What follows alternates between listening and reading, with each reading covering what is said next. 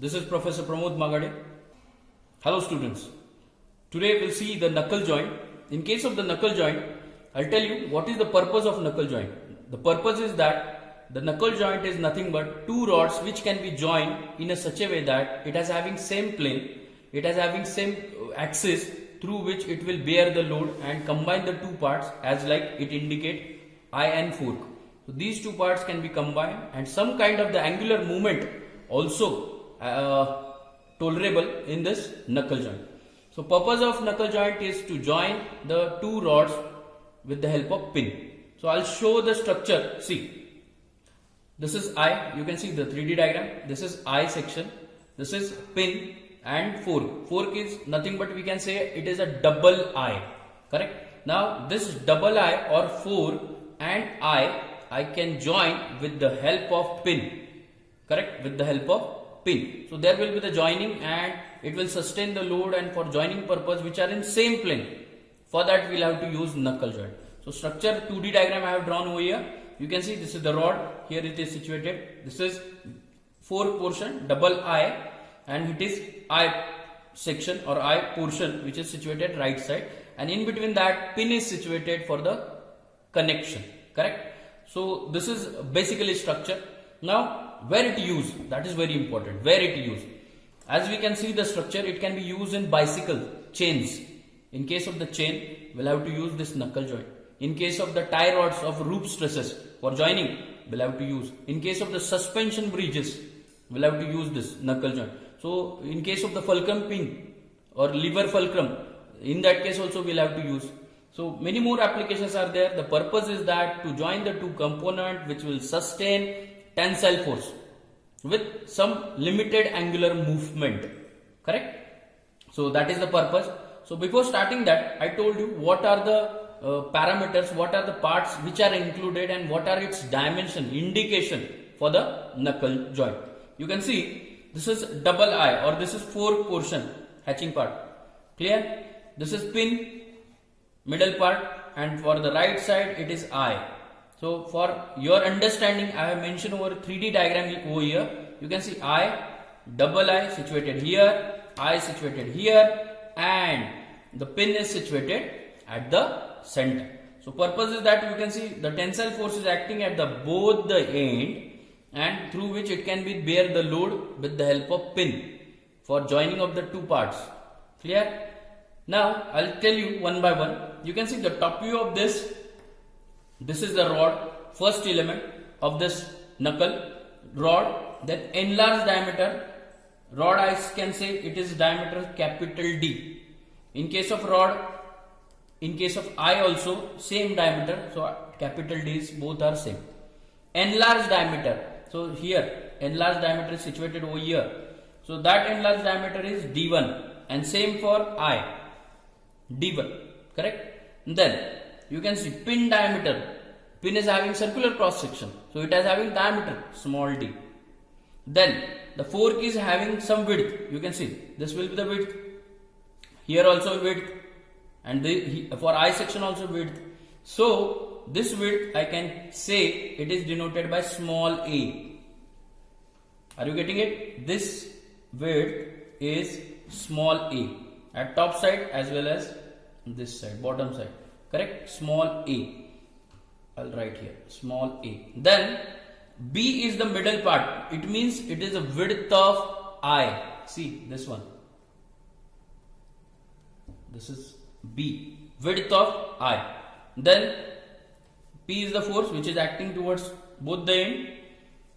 D1, diameter of pin. So diameter of pin means what will indicate? D1 is nothing but the diameter of pin head. See, this will be the head. The diameter of pin head. DO, this will be the diameter for this case. See, DO, I have shown in 3D. So DO is nothing but outside diameter of fork or eye. Outside diameter of fork or eye, both are same. See, this also same. Outside diameter of fork or eye. X is nothing but it is the distance between center of the pin with respect to fork center. And that will be indication that is X. Generally, the distance between, I can say, center of the fork with respect to DO. And DO is nothing but, it is outside diameter of fork or eye. Clear? Then B is the width, I told you. This will be the pin consideration. So these are the notations which we are going to use for the designing. Clear? So while indicating these things, I will have to design it sequentially. I'll start from the rod, then double eye, then fork and all that. So first of all, you must understand what will be the parameters and what kind of the stresses are generated over here. You can see the structure, the balancing diagram I have mentioned over here. This is fork or double eye, single eye and pin. Now balancing means what? The force which is acting on a particular component, that should be balanced for designing. You can see force is acting left side on a rod, so that P is maintained by right side also. So here pin is situated at the top portion of the eye, double eye, fork, top part. Then here also P by 2. So P by 2 plus P by 2, it is P. So this is satisfied by the balancing in the case. Then for pin case, maximum load acting, 3D diagram, you can see here. You can see in 2D diagram, maximum force is acting at the center and the pin is going to break from the center maximum time. So maximum force is acting, and that can be divided P by 2 top side, P by 2 bottom side. Then in case of the eye, same, P is force acting here at inside as well as outside. And here we can say rod A for the double eye or fork and rod B for single eye. Correct? So this is just balancing. Now we'll see what kind of the stresses are occurred in the structure. By the reading this diagram, I'll get clear that of course tensile force is acting both the end. Tensile force is acting. Tensile force means it includes the tensile stress. So tensile stress. So I'll particularly say about the fork part. Tensile force is acting. Then pin is going to break in between this. So shear force is also acting. Then slot is there or some hole is there. So because of that, compressive force is acting. So here tensile, compressive and shear force will be acting in fork. Clear? Then in case of eye, tensile force is acting. After that, shear, because of the slot, the pin can be break. Shear force is acting, and due to drilled hole or due to hole, there will be the compressive force is acting. So here also three forces: tensile, compressive and shear. In case of pin, here you can see shear will be there definitely, because it will occur. Tensile also occur and bending also occur. Clear? So likewise we are going to study as like a quarter joint, which we have seen in previous session. Now one by one I'll move. I hope you'll get idea about this. So I'll design first of all rod A. See here, rod A, which is situated over here. So I'll write design of rod. So rod A and B, correct? Both are having same diameter, that is capital D. So I'll write in bracket capital D notation. So we know the tensile force is acting on this rod and right side rod also. So I'll write tensile stress is equal to, stress is nothing but load by area.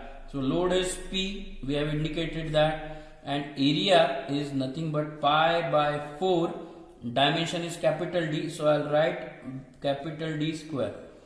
So through which I can say D I can calculate by, that is D is equal to P by pi by 4 into sigma T square, because of through which I'll get the diameter of rod which will sustain the load, that is in mm. So this is about the diameter of rod A as well as rod B. Is that clear? After that we'll have to see the design of pin. Design of pin. So pin is having diameter D. See here, D. So I'll write in bracket small d. Correct? I'll write in bracket small d. Now in this case you can see while designing this, it is having circular cross section, small d. So first of all I'll consider the tensile failure. Tensile is equal to P by area. So P is equal to, it is load pi by 4 d square. Correct? So here I'll get the tensile in this case. So here tensile as well as shear is equal. Correct? Tensile as well as shear stress is equal.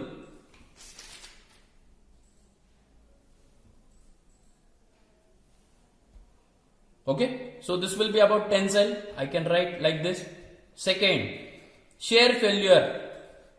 Shear failure, that is tau for the pin. So tau for pin, I'll write force by area. But you can see we have seen the double shear concept. The part or component which can be break in 3 parts, that we called as a double shear. So see, pin will break part number 1, part number 2, part number 3. Double shear will occur. So I'll write P by area is pi by 4 d square, but it is a double shear stress. So therefore I can write tau in pin or shear stress occur in pin is 4p by, so I can say 2p, or I can write 2 pi d square, or else 2p by pi d square, or else d is equal to diameter of pin is equal to square root of 2p by pi into tau. Is that clear? So through which I'll calculate the diameter of pin, it is in mm. Now this diameter we have calculated from the shear failure. Now there might be chances of the bending before shear. So through bending failure we'll have to also calculate the diameter of pin. So that we need to consider, and we'll see that in next session. I hope you understood this session. I have covered in this session the structure of the knuckle joint, its application, how the structure, what are the notations, and after that we have started the first step of design is design of rod, and through which we have calculated and design of pin. In that case we have seen tensile stress, shear stress. Now bending is remain. So bending I am going to complete. I hope you understood this session. Thank you.